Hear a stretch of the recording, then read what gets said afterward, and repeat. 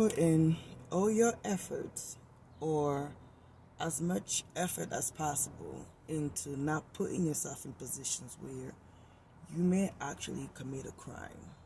I'm not talking armed robbery, I'm not talking mass shooting. I'm talking about crimes that are prompted by emotions, crimes that you don't plan to do.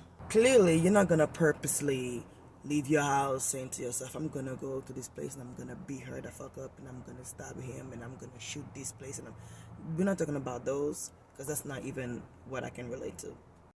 I'm talking about when you have the maturity to know that certain places, certain people, certain situations, certain environment may trigger something in you, because in your life experiences you've tried to avoid certain things after trauma. You purposely shifted your energy, you purposely worked on yourself, you purposely decided that now with my experience I know that being around this place is more likely to get me to do certain things, therefore I'm staying away.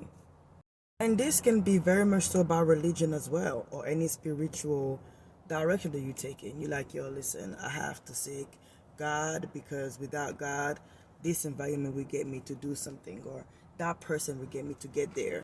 So whether that's your Holy Spirit, guidance or direction that you have, or whether that's experience that is telling you to avoid certain things, avoid certain people, avoid certain habits. It could be drugs, it could be alcohol. So now here you are, regardless of what got you here, you feel like you need to stay away from those things. People, habits, environment, you need better.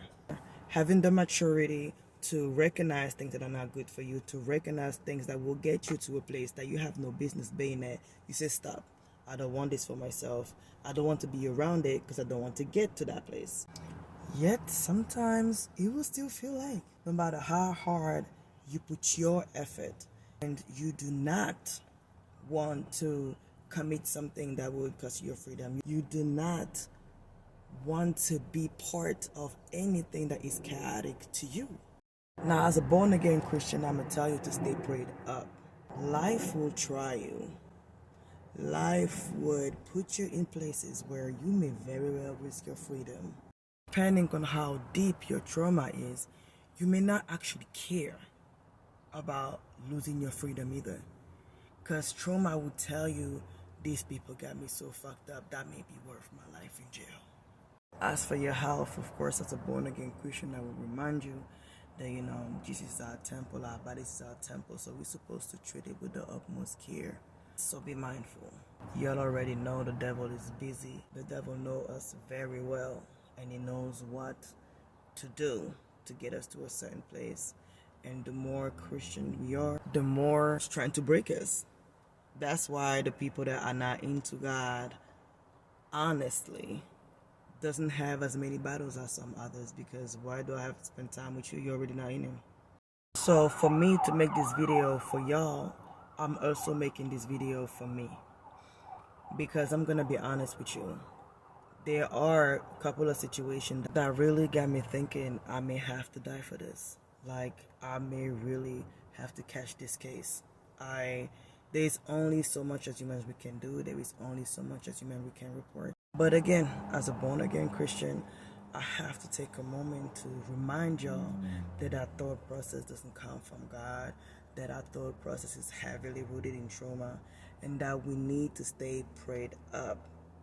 However, as a human just like you, for anybody that have those feelings, I hear you, I see you, and I get it. You are not abnormal for feeling that way, but also know that there is other options, and I hope that there is a little space in you that still have time for that option, because it's hard, and stay prayed up. So just to make sure that I express it correctly, to be prayed up. Only God, because those feelings are real, but only God. And I hope that you really do still have space for God.